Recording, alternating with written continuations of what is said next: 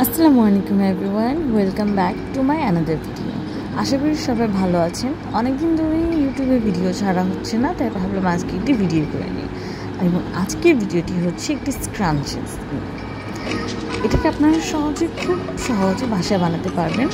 আমি এখানে কিছু সিল্ক টাইপের কাপড় নিয়েছি, যেটা লম্বায় ছিল 22 ইঞ্চি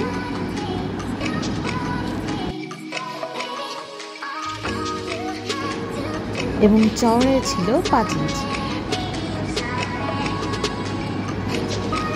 এবং আমি এখানে ইলাস্টিক নিয়েছি প্রায় 6 ইঞ্চির মতো। এবং এখানে যে আমি ইলাস্টিকটি ইউজ করেছি সেটা ছিল 1 ইঞ্চি ইলাস্টিক। 1 ইঞ্চি ইলাস্টিকটাকে আমি অর্ধেক করে তার অর্ধেক করে দিয়েছি, যেহেতু আমার কাছে অন্য কোনো রাবার টাইপের কিছু ছিল না। আর এখানে লাগবে আমাকে নিপ সহ একটু কম। আর আমি এখানে কাপড়টাকে একটু সোজা করে কেটে নিয়েছিলাম।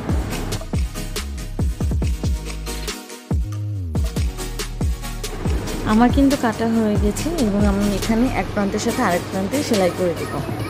এবং এটা কিন্তু এখন পুরোটাই রাউন্ড হয়ে গেছে, তাই এখানে যেহেতু আমার দুইটা পার্ট একসাথে আছে, আমি কিন্তু এটা ভিতর দিয়ে সেলাই করে দিব এবং ছোট্ট একটা মুখ রাখবো যাতে আমি এটাকে সোজা করতে পারি। এবং আমি এখানে এক প্রান্তের কাপড়গুলো মাঝখানে জড়ো করে এনে অপর প্রান্তে কিন্তু দেখেন আমি কীভাবে জোড়া লাগাচ্ছি। এভাবে কিন্তু আপনারা হাতেও সেলাই করতে পারবেন, সমস্যা নেই। এটা বানানো খুবই ইজি এবং যারা প্রথমবার ট্রাই করতেছেন তাদের জন্য এটা খুব খুব খুব উপকারীও হবে আশা করা যায়। এবং যাদের এই ভিডিওটি ভালো লেগে থাকবে অবশ্যই কমেন্ট করে জানাবেন এবং কে কোথা থেকে দেখতেছেন সেটাও জানাতে ভুলবেন না। আমি কিন্তু এক প্রান্ত সেলাই করতেছি, কিন্তু খেয়াল রাখবেন ভিতরে যে কাপড়টা আছে সেটা যেন ভুলেও সেলাই না হয়ে যায়। এতে কিন্তু আপনার সমস্যা হবে এবং আপনার খুব কষ্ট হয়ে যাবে, বুঝতে পারবেন না যে কোথা থেকে সমস্যাটা হচ্ছে।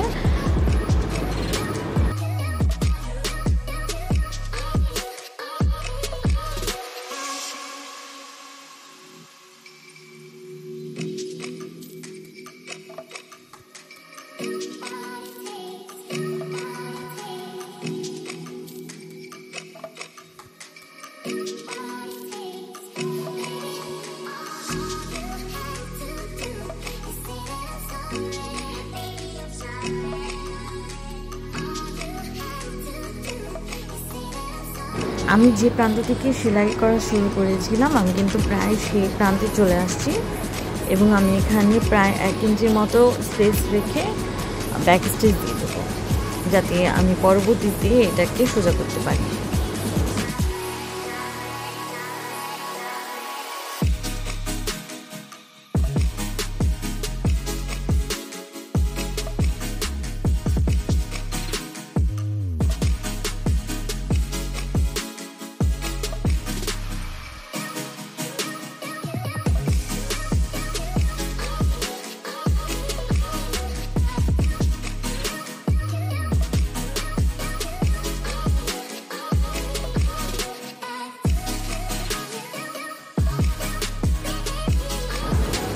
এবার আমি এখানে নিয়েছি ইলাস্টিক এবং কলম, নিপ সহ কলম।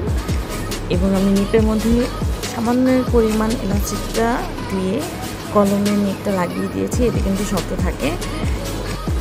এখন এটাকে এক প্রান্ত দিয়ে অন্য প্রান্তে বের করি।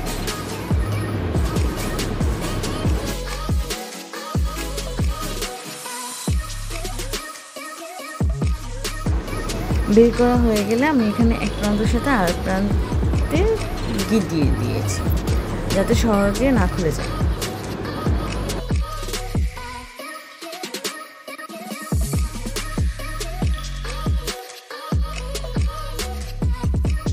এবার আমি যে পাশটি স্পেস রেখেছিলাম আমি সেই পাশটা দিয়ে এই স্ক্রাঞ্চিটাকে সোজা করে নেব।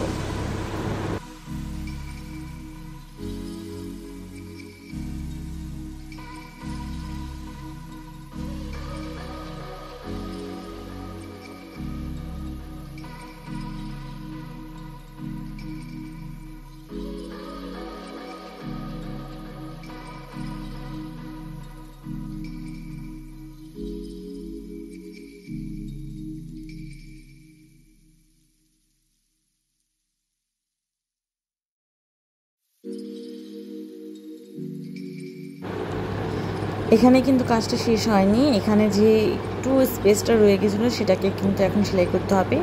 এবং এটারও একটা ছোট্ট একটা ট্রিক আমি আপনাদের সাথে শেয়ার করব, আশা করি ভালো লাগবে।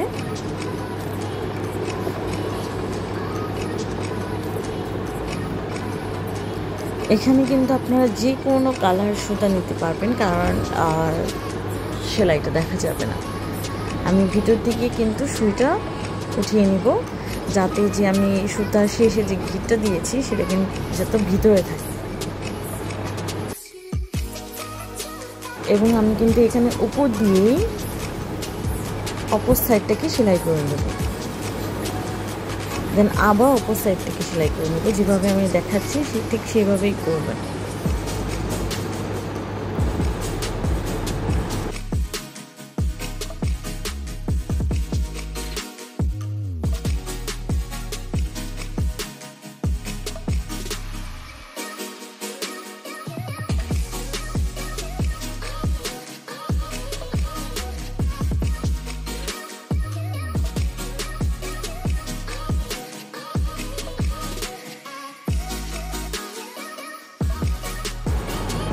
এভাবে সেলাই করা হয়ে গেলে সুতাটা জাস্ট টান দিলেই, দেখুন আমি কোন কালার সুতা দিয়ে সেলাই করেছি এটা কিন্তু বাইরে থেকে ভিজিবল হচ্ছে না।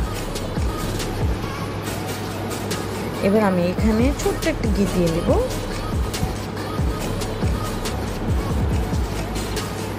আমার ভিডিওটি আপনাদের কেমন লেগেছে অবশ্যই কমেন্ট করে জানাবে, এবং লাইক কমেন্ট শেয়ার করতে ভুলবেন না।